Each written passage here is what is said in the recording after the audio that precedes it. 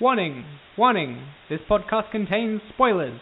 Listen at your own risk. Welcome to Medium Shift, the podcast that investigates how stories stack up from medium to medium through the adaptation process.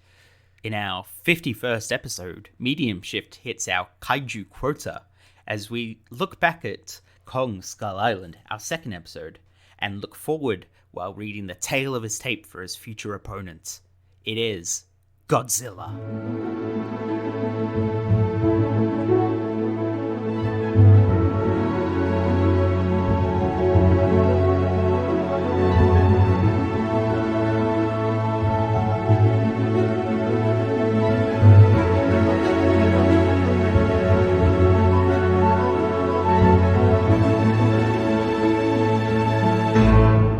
Welcome to Medium Shift. I'm Chris. And I'm Ev. And this episode, we are indeed continuing our look back at our first few episodes as we celebrate 50 episodes of Medium Shift, which is wild. And this episode, as you know, we are doing the other side of Universal's Monsterverse.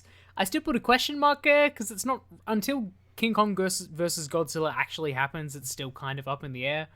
We're doing Godzilla 2014, directed by Gareth Edwards, related to Kong Skull Island, before they inevitably fight in some sequel down the line, which was supposed to happen but has been delayed like 3 times at the moment of recording.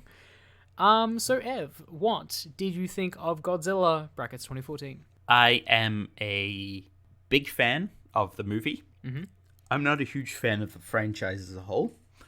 I appreciate it, but it's not something I've actively sat down and watched and maintained and kept up to date on with every single movie or piece of media that is released for There it. is a lot of Godzilla out there. There is so much Godzilla, and for a Western audience, it is particularly hard to get a hold of. Absolutely.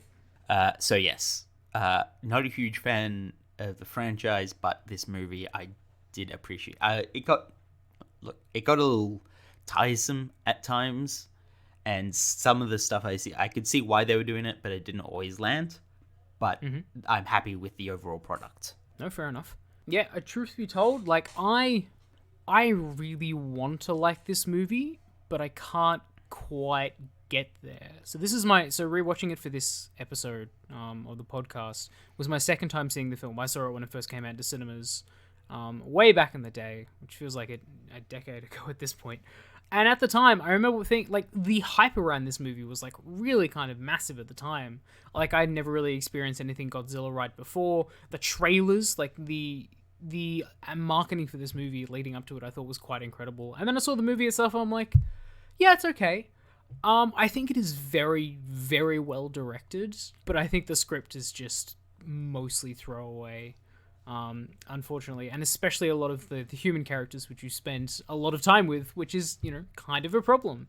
I still like it, and I think there's a lot of elements in here that I really, really like, but it just doesn't quite come together. I really want this to be a great Godzilla film, but it just, I don't know, isn't really there for me at the very least. And I'm speaking as not similar to you in that Godzilla has never been a big part of my life necessarily, always been aware of it. And since that film, I have seen a number of other films and I'm a lot more familiar with the franchise. But this one just, I think it's pretty good, but it just what's the best way to describe it? It's a 3-story kind of Godzilla instead of a skyscraper Godzilla, I guess. It's still impressive and cool, but it's not awe-inspiring in the way that it really, I feel I want it to be. So, yeah. Yeah, it's a fantastic Godzilla movie. It's just a shame it's not a Godzilla movie for the entire time. Yeah, well, he's only in the movie 11 minutes, which is actually a lot more than a lot of other Godzilla films, ironically, but it didn't stop a lot of people complaining about it, so... I actually really liked it, that it was sort of that whole sort of slowly building up to... You get the reveal, but then you cut back, and then you see them fighting, and then it sees a little bit... It's not overdone. Yeah, me too. They pace it out really well. Yeah, it's just the stuff in between is quite lacking that you start missing. And any of the scenes with the kaiju in it, the Mutas or Godzilla, or even at some points the science stuff, because that I thought was pretty damn interesting. And anything with Bryan Cranston or Ken Watanabe in it is usually pretty good. Until they kill Bryan Cranston off half an hour into the film, which is a decision that I do not understand. Like, the marketing was based around him. The whole opening sequence of the power plant, the whole point of that is to get us emotionally invested in his character. When he's literally breaking down, when he has to close the door to kill his wife and all that. And then just waste it all. Like, I don't get it, genuinely. Yeah, I think this movie draws a lot from, we'll talk about this in sources, from the original Godzilla film. And I think one of the things that it gets definitely right is, like, teasing out Godzilla in that way. Like, you don't see Godzilla properly until, like, an hour into the movie. And then he's mostly only in the very end as well, the last 20 or 30 minutes. So, which I think is great. Like, I think it works really well, and I think it shows a lot of restraint for a big blockbuster, and a level of restraint that its sequel does not show. But we're not talking about Godzilla King of the Monsters here, so I have to put forth, especially compared to the other Godzilla films, the way this looks is absolutely beautiful. And this leads in very much with our talk on Kong Skull Island, in the fact that even with giant CGI monsters, it still looks like it's part of the world. It's not just CGI for the sake of CGI. Let's make giant... It's not Godzilla 1998. Thank God. Yeah, goddamn. That, I mean, this movie is kind of intimately tied to that 1998 film in a number of ways. And in that respect, I'm very glad that has aged well, at least. Ugh.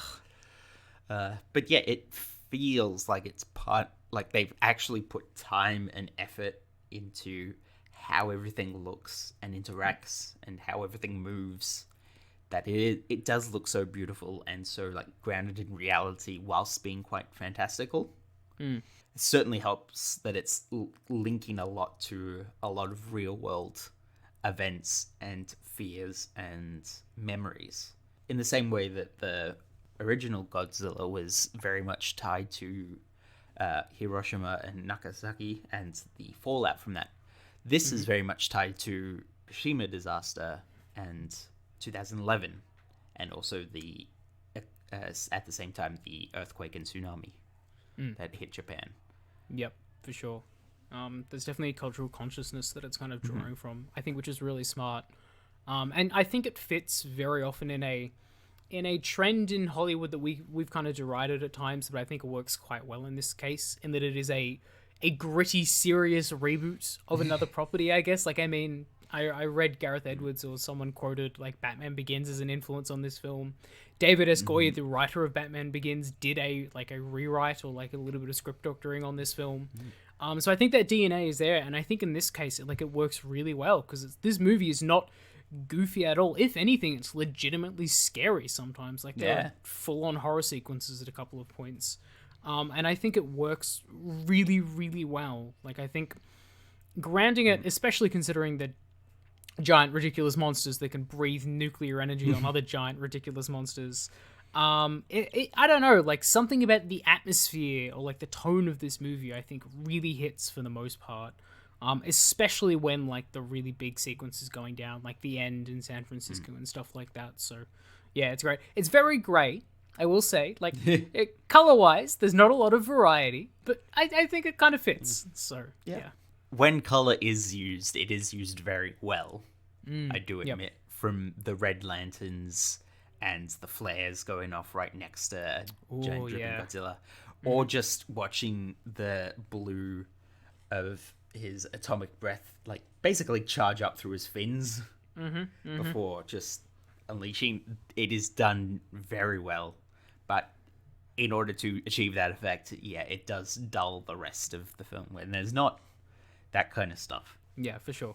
I mean, truth be told, like, this is one of the ones that, especially watching this again, the one thing that really struck me is that Gareth Edwards feels like a genuinely talented director that's just kind of being let down by, I think, less than stellar material. Like, I've seen Gareth Edwards has only directed 3 films at this point, which is honestly kind of surprising. Like, he did Monster a couple of years prior to this, then he did this film, and then he did Star Wars Rogue One. And he has not directed a film since then, potentially because he was maybe burned by the Hollywood monstrosity that is LucasArts during Rogue One, when he was essentially cut out from the production during its post-production, which is a whole other thing. But Yeah, I think it's a genuine shame because I think he has like a really strong specific vision. I think he's really fantastic with scale. Not only with this, but also in all of his films. But I mean, Godzilla especially helps when you have a director who can really shoot something as big like this. Yeah, no, I think he's a really good match. And like, I think that is absolutely the strongest thing going for that film. Like that kind of tonal or directorial sensibility, I think. So, yeah. I 100% agree with you on that.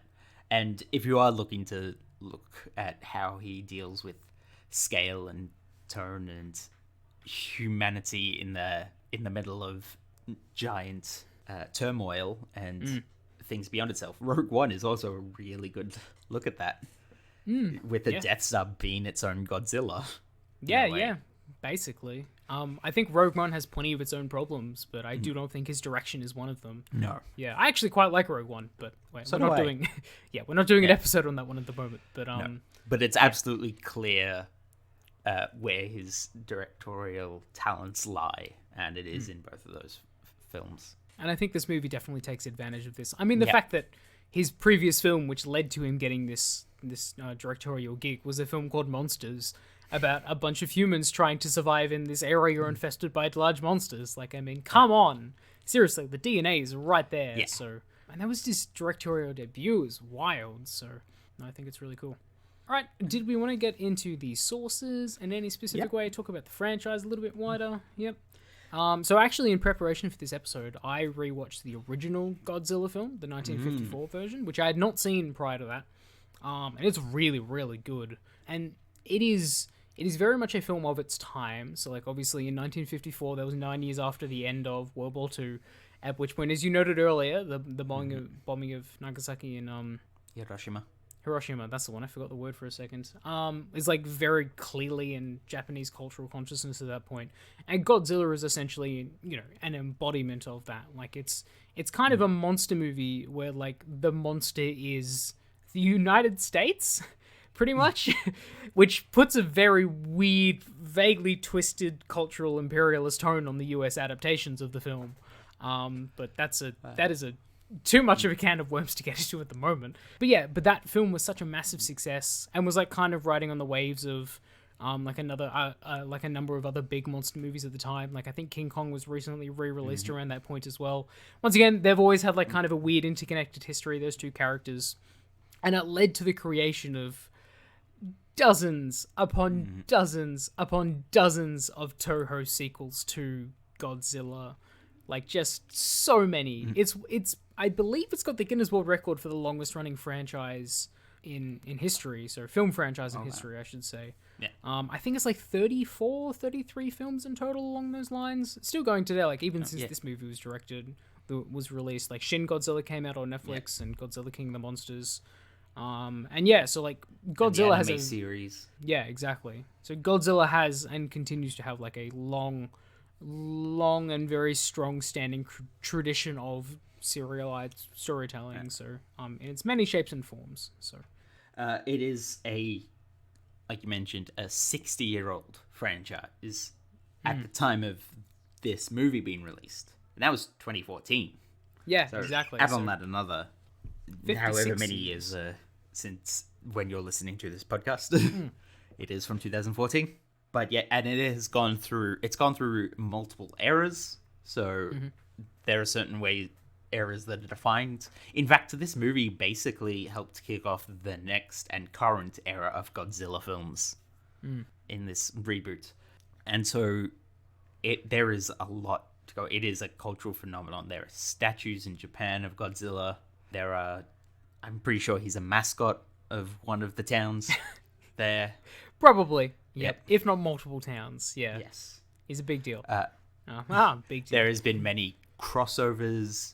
I'm pretty sure at one point Godzilla wore Nikes and played basketball against some American NBA players. That definitely sounds like something that would have happened. Yep. What we're saying is Godzilla is a sellout. So if there's anything you should take from this episode, it's that. He'll endorse anything. Yep. Hell, he's teamed up with Ultraman. Another big I forgot about that Japanese franchise. Yeah. We mentioned King Kong. King Kong twice.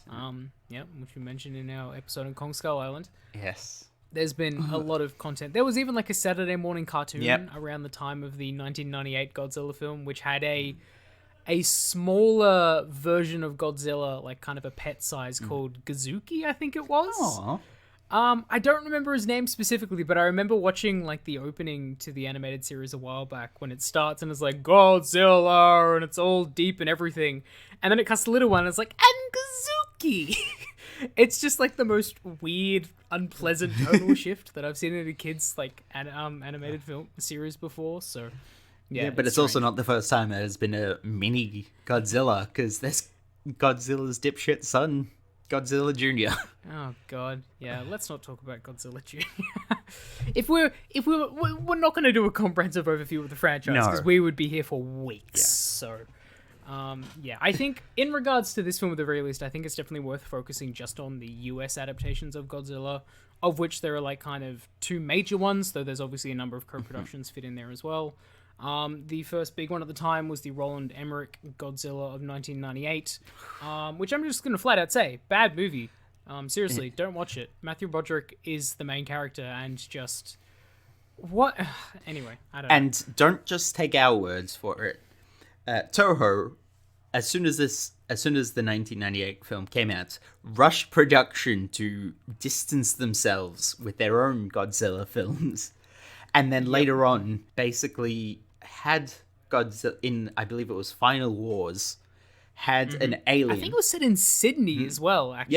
Yeah, it was set all over the world, but this particular fight, in which their Godzilla took on an alien who is very, very similar to the 1998 Godzilla and called Zilla.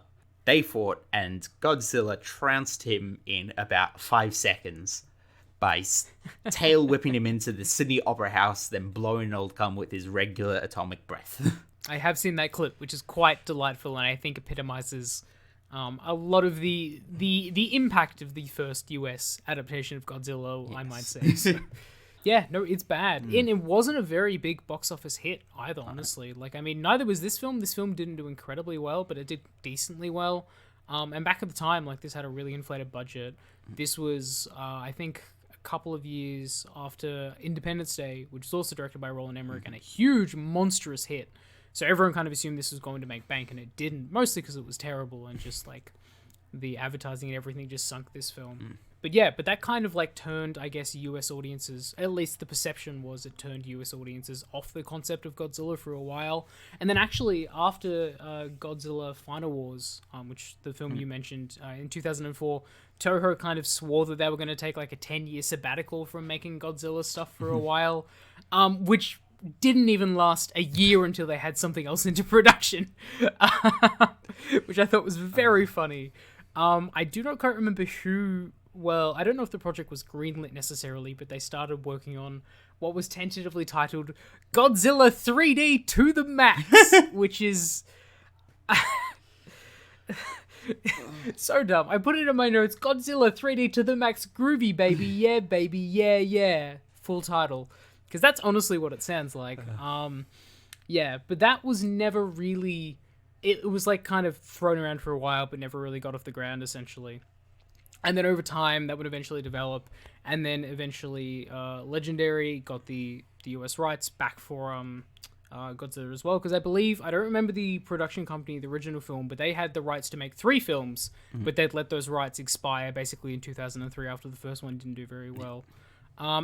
Yeah, until we got to 2014 when they finally rebooted it for US audiences. Also turning it into a shared universe because that was hip at the time and still hip now, I guess. And yeah, that's how we got Godzilla 2014. Yeah, and I just had a thought, a little bit of a tangent, but I just remembered there was probably one of the biggest references to Godzilla in between 1998 and 2014 in Western cinema was in Inspector Gadget, also starring Matthew Broderick, where the evil Inspector Gadget, this might have been number 2, can't quite remember, but basically they imitate and parody a scene like a Godzilla film, but with Matthew Broderick being Godzilla. Jeez. Yep. Great. That really shows the cultural impact of that Godzilla movie. Yeah, that must have been the first one because I believe Matthew Broderick didn't play Inspector Gadget in the sequel. That's fair. I'm very disappointed in myself that I know that fact. But I've seen both of those movies quite a number of times just because I was the right age for it. So, bad films, but I have fond memories of the second one at the very least for reasons unknown to me. Are you looking something up? I was just looking up Inspector Gadget. Oh, yeah, sure. We will do an episode on Inspector Gadget at some other time. I would be happy to endorse that. As much as I don't want to watch that movie again, it would make for a good episode, so... Yeah, so anyway, regarding Godzilla 2014, like, I really think, even though this is obviously a completely, like, it approached the idea of Godzilla completely differently to the 1998 film, it was very specifically, like, tailored and designed in mind for the fact that, like, oh, we're bringing Godzilla back to the fans, because all of the fans essentially hated the 1998 film, as essentially a way to, like, reintroduce US audiences to it and Godzilla fans to, like, a US version of the character. Like, I read interview after interview with Gareth Edwards and saying, yeah, we're doing this properly for the fans and we're staying true to the original film and everything like that. And you can not only see that in the way this film was, like, made and marketed and stuff, but this movie draws very heavily from the original Godzilla movie, like, very specifically in a number of tropes. So I believe that was the reason Bryan Cranston was on board to do the Godzilla film, because he was such a fan of the franchise and knew what they were doing with that, and Gareth Edwards' passion for it. And I mean, you can see that even though it was, yes, it would later go on to be merged in the monster verse or the kaiju verse or whatever they're calling it. It was basically designed as a standalone film in mind, but still had enough little fan Easter eggs laid throughout, like little reference to the Mothra moth cage and little in Cranston's apartment, and little even the reference to, like, Godzilla's parents in the basically the carcass that they find the Muto shell in, the Muto, like, eggs or parasites or whatever they call them. So yeah, I think there were references to Rodan in there at some point. Yep. The one of the earlier drafts of the script was that Godzilla was going to fight Rodan as essentially just Rodan is an alien who got trapped in the ice a while back, but they didn't think it fit, like, the Godzilla as a nature kind of metaphor that they were going for the film, I guess, which I can kind of understand, even if I do not think it's thematically significant. So they just went and made their own. Yeah, basically. Like, the Mutos, that's what I find interesting about this, is that even though they're trying to hone back to the original film and, you know, make Godzilla for the fans again, as much as I hate that conceit, the Mutos are just completely made up for this movie, basically. Like, there is no real precedent for those kind of creatures, as far as I'm aware, in the original Godzilla films, which I think is an interesting choice. So I think it was a good choice, honestly.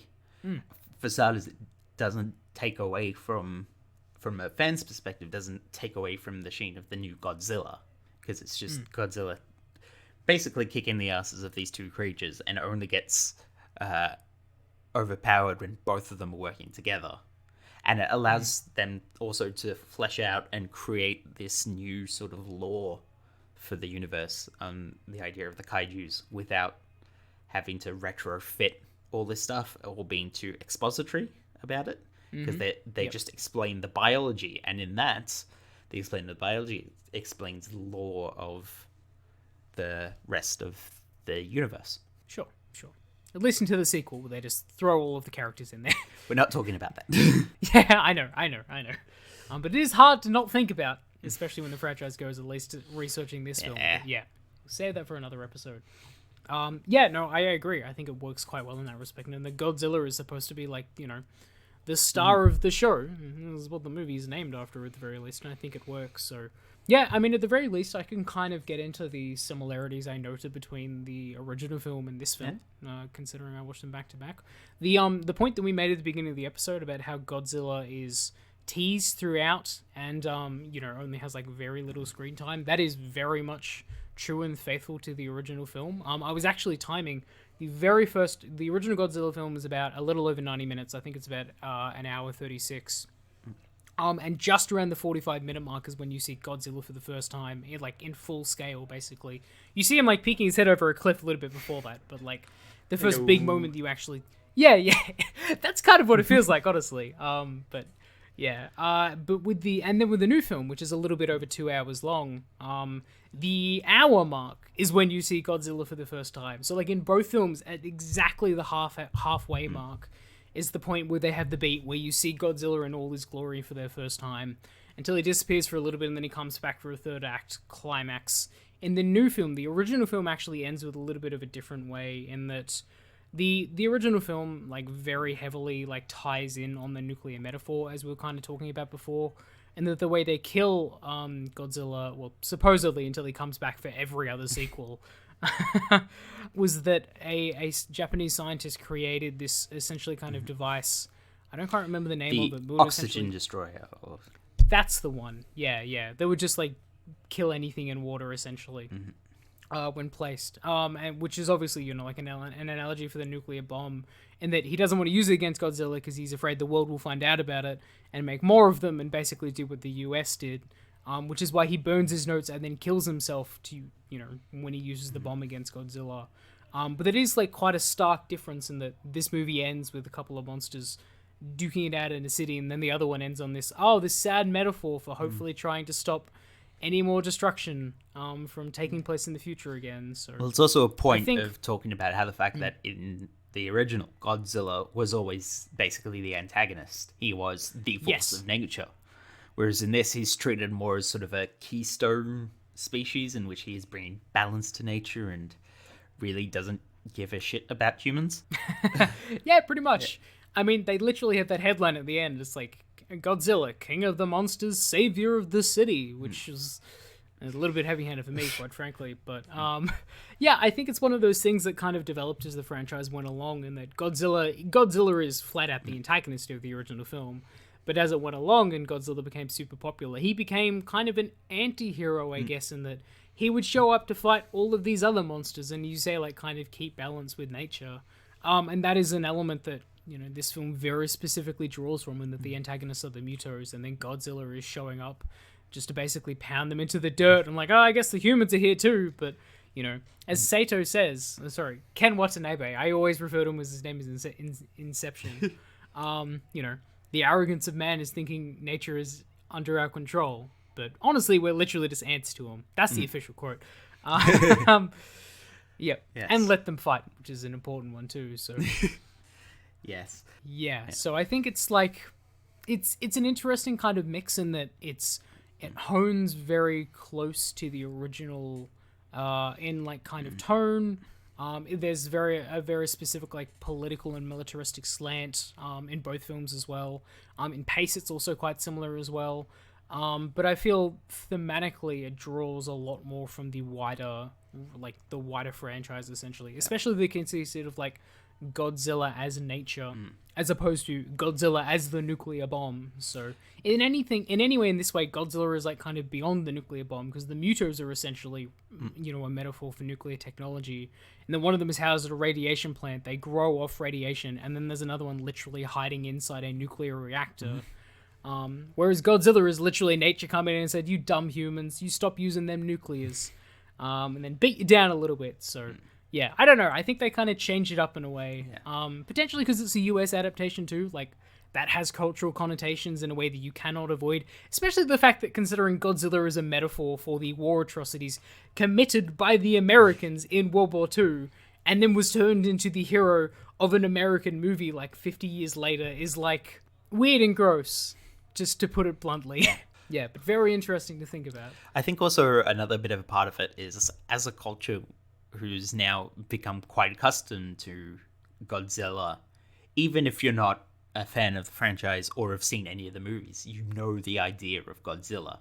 And the fact that there is a term called the Godzilla threshold, which is an indicator of when something is so bad, something so terrible that is occurring, that the only way to stop it is to do something incredibly terrible against it.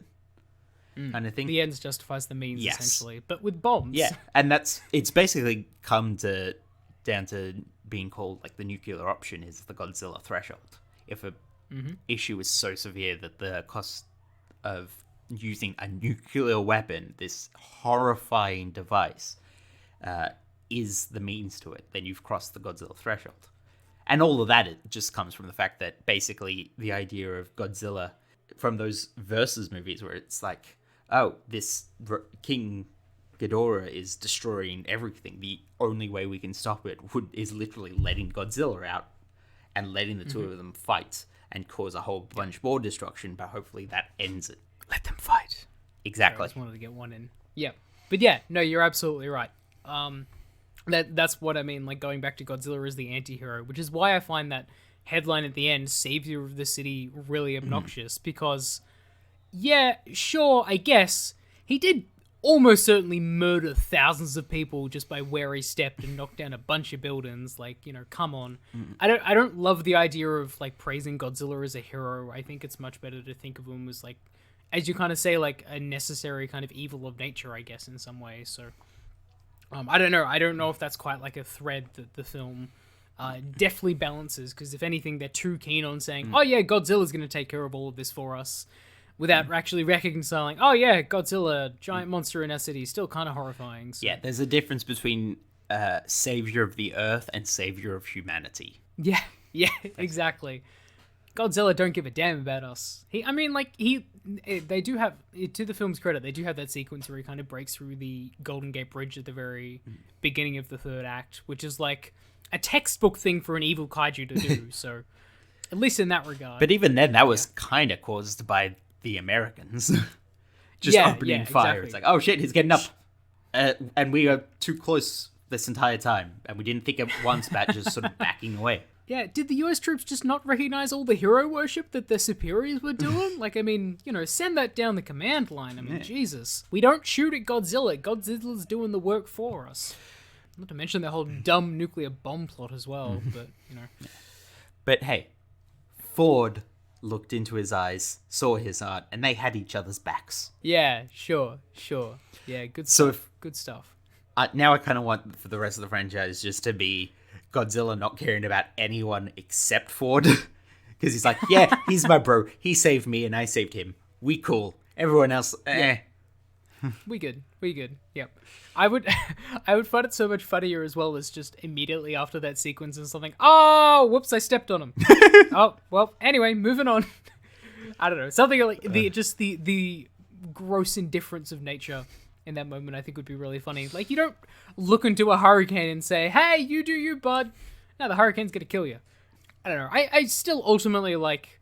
This is kind of the thing that I'm going back to. I think this movie is generally well constructed, but I think script-wise, it's just a little bit wonky.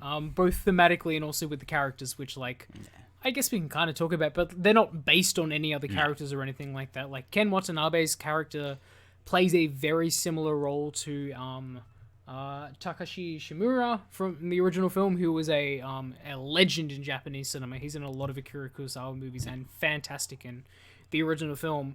And they kind of have a similar role as just like a scientist who's observing Godzilla and kind of in awe of him at the same time. But it's like, it's really only surface stuff. Outside of that, like almost everything in this movie outside of Godzilla is largely original.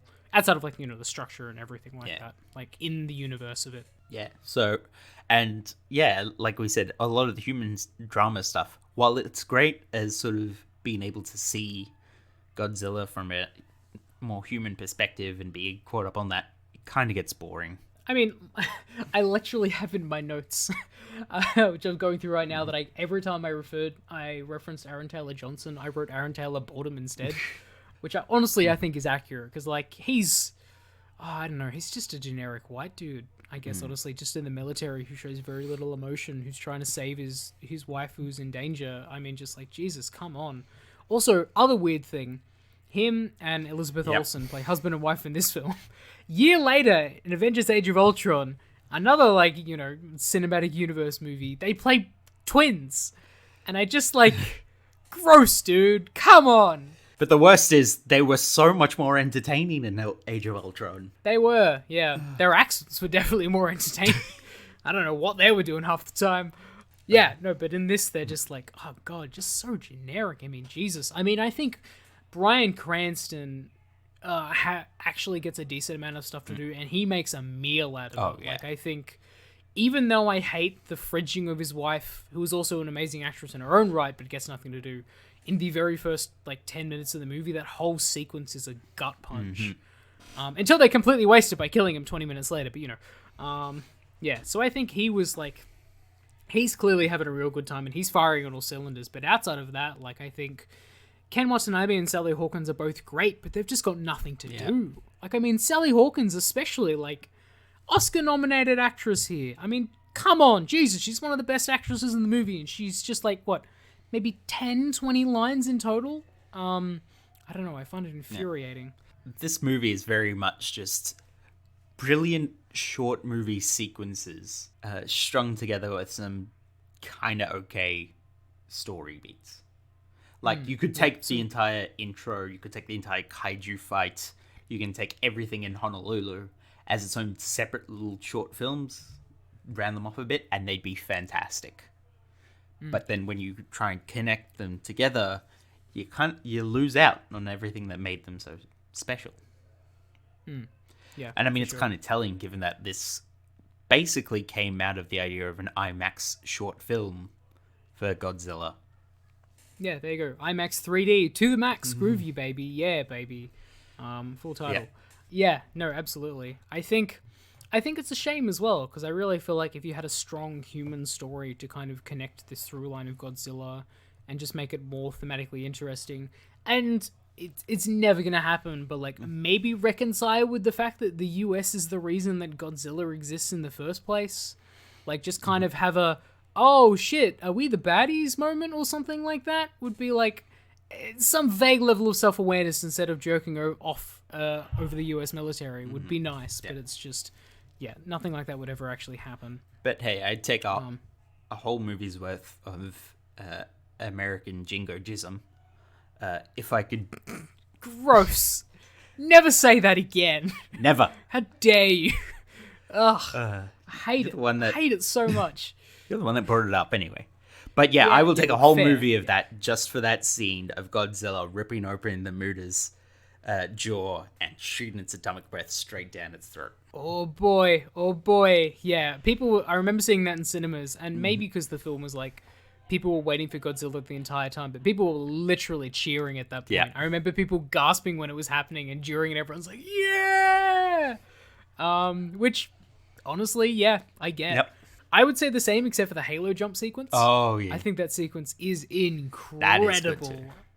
And is one of the things that one of the early trailers was based around. And even the fact that like, it has the same score playing it from 2001: A Space Odyssey, which I remember listening to it like, wait, what? Surely that can't be right. But yeah, apparently it was on Gareth Edwards' iPod or something when they were talking about the sequence, and he's like, yeah, this fits really well. Let's do that.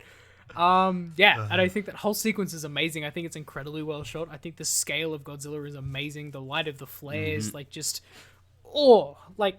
imagine seeing that as just, as you kind of mentioned before, like an IMAX 3D short film or something like that before another film. Just incredible. Yeah. So what I find annoying about this, I think Gareth Edwards is actually a legitimately talented guy. I just don't know if he's ever really had the studio, the support, or just the screenplay, the writing support that he kind of deserves, I think. So, which is a real shame. Yeah. Stick him together with Guillermo del Toro. Just get the two of them to make a giant monster movie. I mean, Del Toro can look after a bit more of the story. Gareth Edwards can look after some of the directorial stuff. It'd be perfect. That'd be nice. I mean, he was originally slated to direct this film, Guillermo del Toro, but ironically, he was busy with Pacific Rim. Which I love Pacific Rim for all of its nonsensical faults, but that's a whole other thing. So, yeah. Speaking of which, how this movie should have been done differently. What a segue. Hey. Jingle? Jingle, jingle, jingle. Jingle, jingle, jingle. There we go. Very good. I was trying to get your attention. I'm like, we're doing the thing. Sorry, I was laughing. Understandable. All right, do you want to go first or shall I? Sure. Mine is a bit more nitpicky this time around. First up, we both mentioned this earlier, but yeah, more Bryan Cranston. Like, I don't mind the fact that he was killed off. I just don't like that he was killed off so early.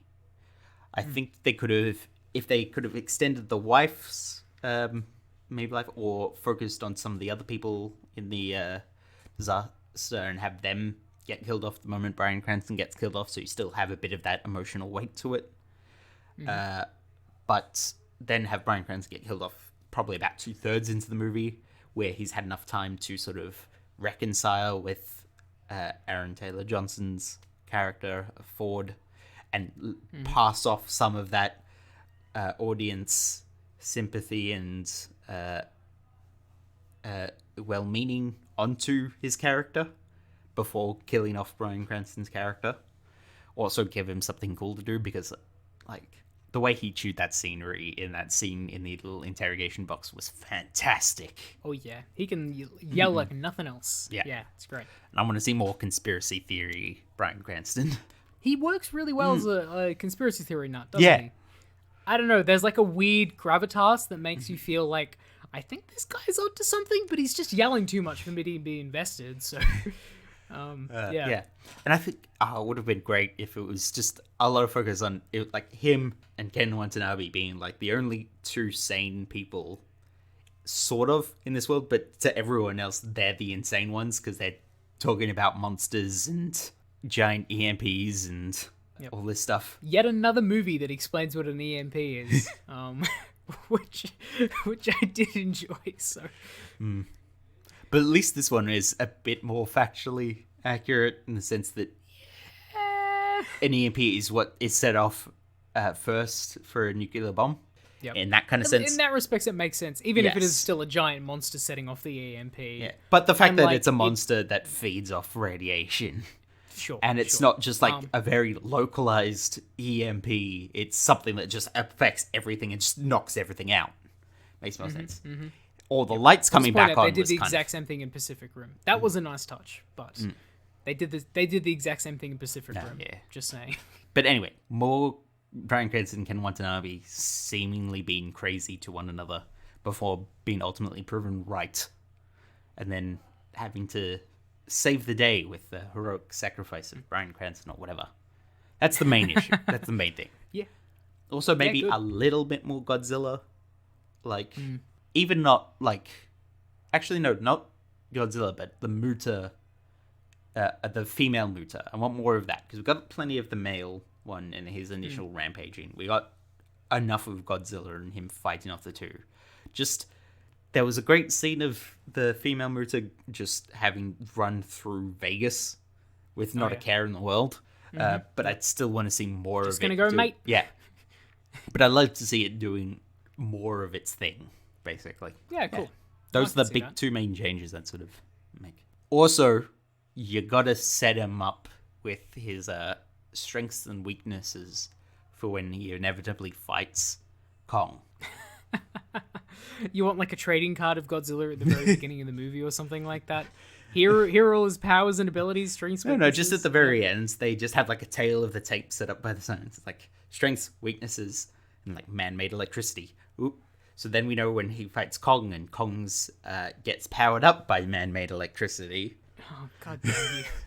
I knew you were going to shoehorn King Kong versus Godzilla. It's going to happen. For people who are not in on the joke, which you're probably not if you haven't listened to Kong Skull Island recently, in one of the previous Toho King Kong vs. Godzilla movies, Kong basically absorbs a bunch of electricity and then just launches it at Godzilla, right? Yeah, something like that. Something like that? Yeah. Anyway, and apparently Godzilla's weakness is electricity, so... Well, I mean, that's common for the Godzilla. Man-made electricity is apparently his true. run.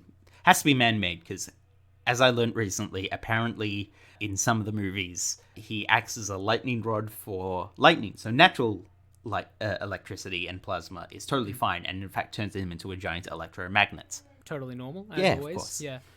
I believe that comes from the original film as well, because one of the ways that they try and stop Godzilla from getting onto the mainland is they literally ring off this entire section of Japan with like a giant electric fence, essentially. Until Godzilla uses atomic breath for the first time and just melts it all. But that has typically been a thing.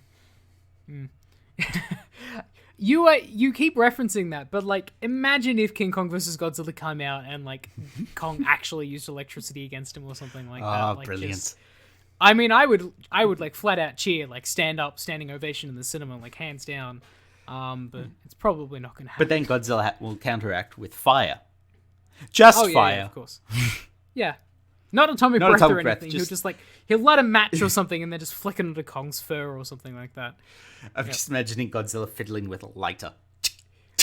I mean, like, He's got kind of claws or anything, so maybe he could like strike a rock or something like that with sparks. I can totally imagine in like a lame ass Godzilla film or something going up and like rubbing his like like claws across a rock or something to start like a fire or something like that.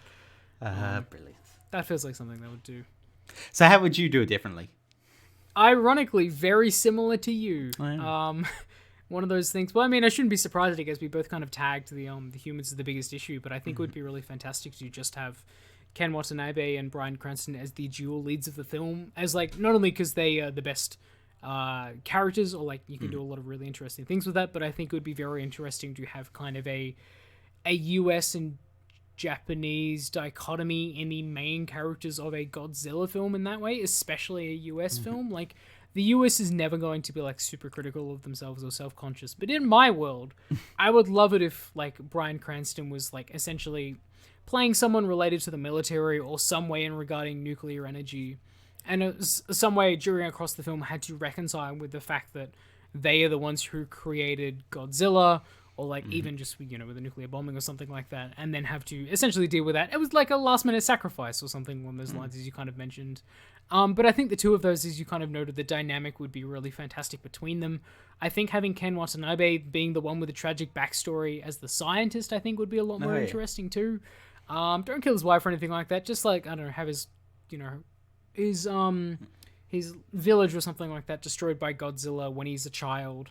And then he dedicates his life to, trying to understand what Godzilla is. And at the end of the movie, he reconciles with the fact that all of this hatred that he's focused on Godzilla has actually been redirected against like kind of a natural force that needs to exist in the universe, as insidious as it may appear. I don't know. I think that'd just be a lot more interesting way to go about it. Get rid of a bunch of the military characters. I don't give a damn if Bryan Cranston has a family or not. And yeah, just like streamline it essentially. I think that'll just make it a lot more interesting, and just like have a better script basically too. So, yeah, I think that, and then like keep the director. I think the tone and the direction and everything like that can stay the same. Like I think you just need a really strong like dual lead, and a more compelling like character, writing and dynamic to actually anchor the film and make it more than just a bunch of really impressive Godzilla-esque vignettes. So, Yeah, sounds good. Cool. Good stuff.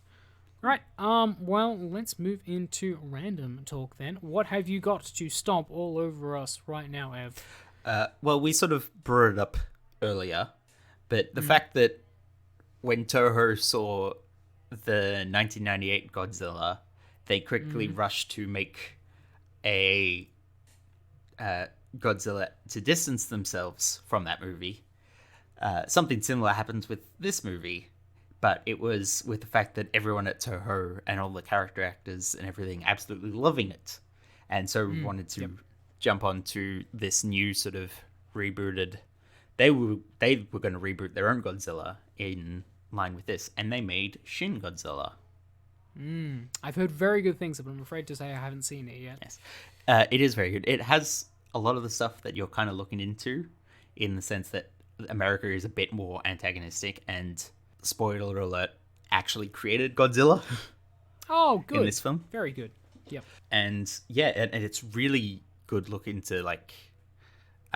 It's again, Godzilla is the main antagonist of this. It's harkening back to the original with that. It focuses a lot on the nuclear side of Godzilla, and how that will interact and how the governments were sort of interacting. It's also a really good takedown of like bureaucracy and governments not caring about the people kind of thing. Love it. Both from the Japanese government to the United Nations and the Americans and all that. You do have to, at times, sort of really push through from some of the ridiculous-looking Godzilla moments to some of the body horror kind of stuff that comes about. Because it is tackling with, like, radiation very strong and very hard. Oh, I see. And, again, it's... a Western... It's an Eastern flick, so a Western audience is probably not going to get as much out of it as an Eastern audience would, just because we don't have the same cultural background and understanding of it. But I do highly recommend checking it out if you are a Godzilla fan, especially if you've watched this and thought it was fantastic. go watch that next. Yeah, fantastic. I've been meaning to see it for a while. And honestly, after this episode, I have an incentive to watch more Godzilla stuff. So I may actually watch that tonight. We'll see how I go. Great. Yeah, I mean, and I'm gonna also recommend something in relation to Godzilla. But just like, if you haven't seen it, watch the original film, the 1954 Godzilla. I think it is like, it's a legitimately really great film. I think even though it's dated, a lot of it is held up in really fantastic ways. Especially this year, there is a moment after which the Japanese government discovers Godzilla, where one of the politicians opposes telling the populace about Godzilla because it would hurt the economy, and like part of me died inside, quite frankly. So great film, still relevant. It is also a really fantastic or like super interesting encapsulation of like a cultural moment in Japan, like, you know, post World War II, reconciling with everything that happened in that era. And then, you know, obviously shifting into what Japan is kind of renowned for today. I think it is, yeah, really, really fantastic. And I think even if you were not a fan of Godzilla or monster movies and stuff like that, there is just enough like film history here that you would absolutely appreciate. So, yeah, original Godzilla movie. Cool. So thank you to everyone who listened to this episode of Medium Shift. We can be found at mediumshift@gmail.com. Feel free to send all your blurry Muto sightings from under the crust of the earth or whatever else. We'll happily take them all and then, you know, label you a conspiracy theorist or something like that. Next episode, we're going to be continuing our recap or our appreciation of our first 3 episodes of Medium Shift with what one might say a day.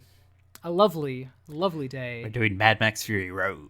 Very good. You looked at me for a second like, you remember what we're doing, right? Like, yep, good. Yeah, I hope so. Yep. I am very excited. I love this movie a lot, and I think there is a lot to talk about. So until then... Let them fight.